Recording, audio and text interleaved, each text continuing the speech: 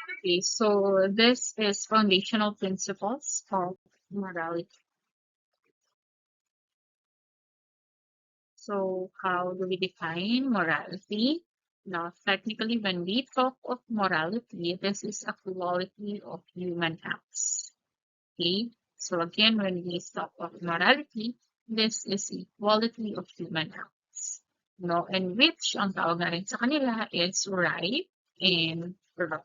No, we are aware what is right and wrong, what is good or what is evil. No, we are bounded by norms, rules, or law. No, so practically human action is right, when it conforms, with norms or law of morality. No, so technically yung action po natin, or actions natin is considered morally right if this is aligned or if this aligns with established ethical norms, rules, or law.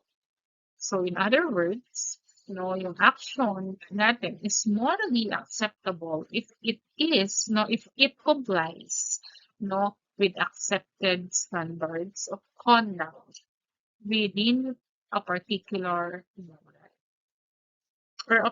moral framework or our society. No? So technically po, yung definition natin or what we considered morally right and or wrong, that could vary across culture, religions, and ethical system. Okay, so technically, this statement, this actually implies na there are objective moral standards or guidelines that could determine the morality of human actions. And yung adherence sa mga standards na yun is essential for ethical behavior. Especially we as teacher, we are expected, to really uphold morality. So what is the meaning of foundational moral principles? Now we have here the Latin word "princeps", no? So it is a source or beginning. Okay? So technically, this is a principle in which something is based on, founded, or originated, or initiated. No? So technically, a foundational moral principle is a universal norm. Okay? This is universal norm regardless of your religion, religious beliefs, norms, like etc. So technically, so ayan, yung rightness and wrongness of an action are based on our source morality. So, morality may be acceptable to believers and non-believers alike to refer to it as natural law. So it is a law written in the hearts of men according to Romans 2:16. And St. Thomas defined it as the light of natural reason, whereby we discern what is good and what is evil. According to Caniso 1960. So it is the law that says do good thing and avoid evil. Okay, so let us look at on religious views on morality. That's why kanina, di ba, sinasabi natin that morality, what is good and right, or what is good and evil, is actually natural law, common to all. Now, in Christian perspective, we have this golden rule, which is technically, di ba, we have 10 commandments and 8 beatitudes, so technically, these are summed up in the two great commandments. Lagi naman itong teaching na to, lumalabas. Love God with all your heart, with all your mind, and with all your strength, or with all your soul. Love your neighbor as you love yourself. So technically, yung 10 commandments, this is sum up into two, and the 8 beatitudes is sum up into two. So these are the. And in Buddhist perspective, they have eightfold paths for them. They do good when First, strive to know the truth. Resolve to resist evil. Say nothing to hurt others. Respect life, morality, and property. Engage in a job that does not injure other. Strive for free. Strive to free their mind of evil. Control their feelings and thoughts. Practice proper forms of concentrations. Now that's how they perceive moral.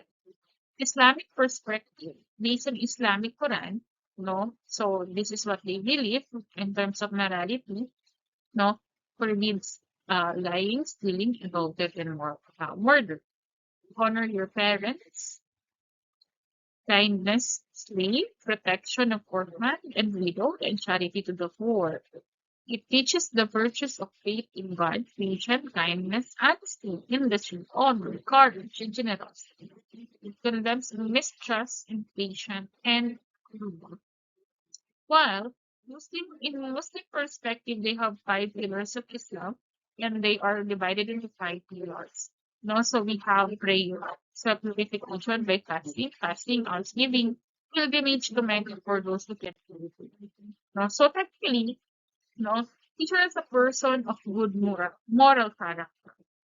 No, so technically, we have code of ethics in which later on we will be discussing the details of the code of ethics for teachers. So this is a certain place in a code of ethics for teachers. No, so technically, no, as a teacher, we are required to adhere strictly to a set of ethical principles. Okay? Standards, values, no, and of course we should practice this. So in essence, no, this actually emphasizes the importance of integrity, professionalism, and ethical conduct among us teachers. So values have cognitive, affective, behavioral dimensions. So how can we say that values have cognitive, affective, and behavioral dimensions? Okay. So values have cognitive dimensions, you know. So technically, we understand na yung value that we want to acquire, you know, we understand, we know what value, what that we want to acquire. We need to know why we have to value those such or such a certain value. No, so technically, this is the heart of conversion and values information. Okay? So kailangan natin malaman how to live by that value. Okay? So again, kailangan po natin malaman how to live by that value. So these are concepts, no, both to be taught. That's why values have cognitive. Okay? So we need to know what we want to acquire, why do we want to acquire such value, and how to live by that value. And that values have cognitive. Okay? Values are in the affective domain also. No, so technically in themselves, no, they have affective dimensions. For instance, it is not enough to know what honesty or why one should be honest. One has to feel something towards honesty. No, be moved toward honesty as preferable to dishonest. Okay? So technically, why do we need to know? Why do we have to be honest? And why is it important to us? No, you should ask yourself. No, let's say for example, you have someone you love. No, would you like that someone to become dishonest towards you? Well, technically, no. And with that, no, you act, no, you adhere to the principle of honesty or to the morality in terms of honesty. Okay? So also values have behavioral dimensions. Okay, so values have cognitive, affective, and also behavioral dimensions. Okay, so how can we say that values have behavioral behavioral dimensions? No, so technically, even by the value is the true acid test. If we really value a value like us, no, so that is behavioral dimension of um values. Okay, so you have to read, no, by the value of ice. That is true acid test. Okay. And of course, no, according to Aquino 1990, your value formation as teacher will necessarily include the three dimensions. You have to grow in the knowledge and in wisdom and in your sensitivity and openness to the variety of value experiences. First is knowledge, no? So technically, you have to continuously expand your understanding and expertise, in your subject matter, in your teaching methods. Okay? Second is wisdom. No, you have to develop the ability to apply your knowledge effectively in various situations. This could actually demonstrate yung sound judgment and decision-making skills. Third is sensitivity and openness to the value experiences. When you have, as a teacher, you have to be empathic and receptive to diverse values. No, technically, our students have different perspective, that they could bring, inside the classroom. But this could actually foster inclusivity and respect learning in terms of respecting the learning environment. No. So technically, you have to incorporate the different dimensions in your teaching practice. This will actually help you to evolve as effective and empathic educator. No. And technically with that, you should be able, no, you might be able to nurture your student holistically.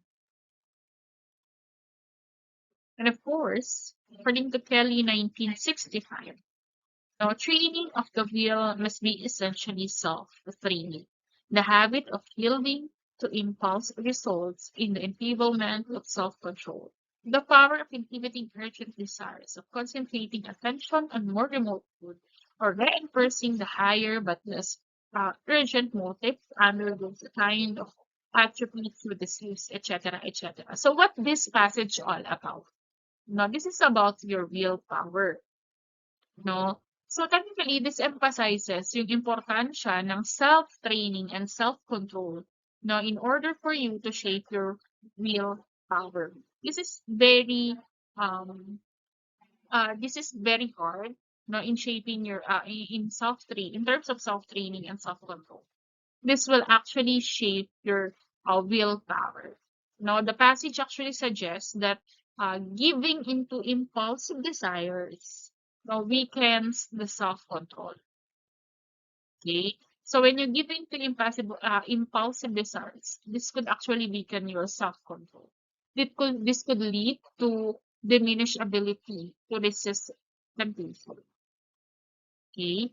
So technically, kung papabayaan mo yung sarili mo, no, to give in sa mga bagay, sa temptation, that could weaken your self-control. And it could not actually resist, no? That this might weaken, your resistance in terms of temptation. Okay? So this actually, dito ina-explain niya din na yung pag-resist natin sa mga impulses, no? And yung continuously natin sa pag-aim ng virtuous behavior, this could strengthen the self-control. No? So technically, yung pagkakaroon natin ng strong willpower could mean or could be this will able, no, or this could enable us, no, to direct and control yung ating will, no, despite sa mga impulses, no. This could actually lead to greater freedom and moral strength, no. So ano nga ba ang gusto niyang paratingin, no? Ibig sabihin lang nun, the idea is that it's about self-discipline and yung ability mo to resist immediate gratification. This is essential for your personal growth and virtuous living. In order for you to develop or to shape your self, to shape your willpower. Next is we have Max Schiller hierarchy of values. So technically, no, this is the illustration of Max Schiller's hierarchy of values. May yung utility, may iba po siyang gamit na salita sa ibang references. So Max Schiller outlined a hierarchy of values. So technically, yung hierarchy of values is shown in preference and decision. For instance, no, halimbawa, you may refer, gusto mo umabsent, sa klase kasi gusto mong umattend ng annual fiesta kasi magiging star ka nga naman doon dahil sa kakayahan mong kumanta at sumayaw. Pero yung ibang tao, yung isang tao, yung ibang tao, hindi nila prefer na umabsent, no? Because of the barrio fiesta, no? Because they wanted to attend class technically. Based on Aquino 1990. That's an example, no? So technically, no, this present yung hierarchy ng values arrange. This actually presents yung values natin, no, na pinaniniwalaan natin and what we instill within us. Okay, so we have the utility as defined it here, pero yung iba, ang tinatawag nila dito is pleasure values. No? So we have pleasure values. This is pleasant against the unpleasant. The agreeable against the disagreeable. No? Ito yung mga sensual feelings natin. Experience of pleasure or pain. Second one is the virtue. No? Or yung iba tinatawag itong vital values. No? Vital values, this pertains to well-being either of individual or community. This could mean health, vitality, no, values of vital feeling, capability, excellence, etc. Another is wisdom or spiritual values. No, this values is actually independent, no, uh, of the whole sphere of the body and of the environment. No, this is spiritual acts of preparing, loving, and eating. No, and also we such as static values, beauty against ugliness, values of right and wrong, values of pure knowledge. Okay, and also we have values of the holy or sacred. No, this is regards within as belief, adoration, bliss, etc. No, so technically, what does it mean? No, so yung highest values na sinasabi ni Chillers are those directed pertaining to supreme being. Okay, that is the highest value. Excuse me. And then the lowest values are those that pertain to sensual pleasures. No, so we act and lead as if no, we stick to Chiller's hierarchy of value. Example, no, you give greater presence to the higher values. No, we live miserable if we distort yung hierarchy ng values ni Chiller. For instance, no, um, if you subordinate yung spiritual value sa pleasure value, no, so ibig sabihin, no, we act when we give up the pleasure of drinking excessive alcohol, no, for the sake of our health. But while we take care of our health, Christians will say we bear in mind that we do not live by bread alone, but also by the word that comes from the mouth of God. No, so that's the difference between the pleasure and the spiritual values, or the highest and the lower part of the values of Max Chilo.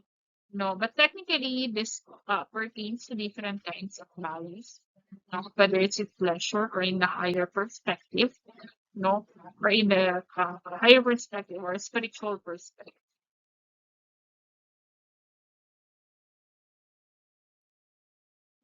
So I think that's all for the short discussion in terms of morality and values.